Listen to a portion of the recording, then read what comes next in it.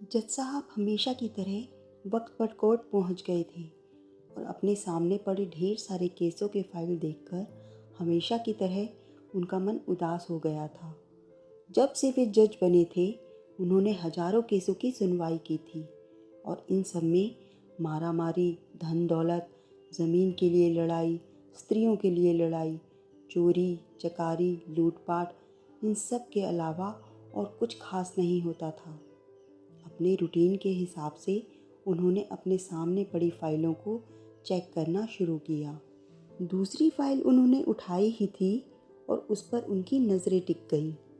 उन्हें यह केस बाकी सबसे अलग और ख़ास लगा। उन्होंने इस फाइल को पूरा पढ़ डाला। यह केस एक छोटे भाई ने अपने बड़े भाई पर किया था और केस करने का कारण था माँ की कस्टडी पाना। जज साहब ने सबसे पहले इसी केस की कार्यवाही करने का फैसला किया। कोर्ट में सब हाजिर हो गए। जज ने सबसे पहले छोटे भाई को अपनी बात रखने का मौका दिया।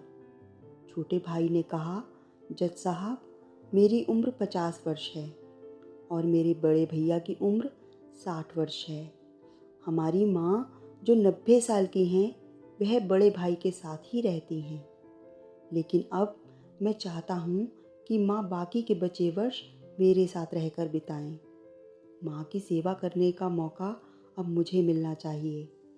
मैंने बड़े भैया को काफ़ी समझाया कि अब आपकी भी उम्र हो चली है, अब आपकी सेहत भी अच्छी नहीं रहती और आप दिल के मरीज़ भी हैं। मैं अभी स्वस्थ हूँ, इसीलिए बेहतर यही होगा कि माँ की सेवा करने का मौका अब मुझे दिया जाए। वैसे भी माँ पिछले 40 सालों से उनके साथ ही तो रह रही हैं। क्या मेरा हक नहीं बनता कि माँ मेरे साथ भी रहें? लेकिन बड़े भैया हैं कि इस बात को मानने के लिए राज़ी नहीं हैं। इसीलिए मजबूरी में मुझे उन पर केस करना पड़ा। अब बड़े भाई की अपनी बात रखने की बारी थी। बड़े भाई ने कहा, यह बात सच है कि मेरी उम्र 60 साल है। यह बात भी सच है कि अब मेरी सेहत पहले जैसी नहीं रहती, लेकिन उतना ही सच यह भी है कि मैं सिर्फ ज़िंदा रह पा रहा हूँ तो इसलिए क्योंकि मेरी माँ मेरे पास हैं। चाहे मेरी सेहत कितनी भी खराब हो, चाहे मेरी ज़िंदगी नर्क जैसी हो, लेकिन मेरी माँ मेरे पास होने की वजह से वही तकलीफ़ों भरी ज़िंदगी स्वर्ग जैसी बन जाती है। जज साहब, आप ही बताइए, मैं माँ को अपने से दूर कैसे होने दे सकता हूँ? जज ने बड़े भाई से कहा कि तुम खुद कहते हो कि तुम्हारी सेहत अच्छी नहीं रहती, तो भला तुम कैसे अपनी माँ की देखभाल अच्छे से कर पाओगे? यह भी तो सोचो। बड़े भाई ने कहा, मैं अपनी माँ की बड़े अच्छे से देखभाल करता हूँ। आप माँ से भी पूछ सकते हैं और अगर वो खुद कहें कि उन्हें मेरे साथ नहीं रहना तो आप बेशक उन्हें मेरे भाई के साथ भेज दीजिए।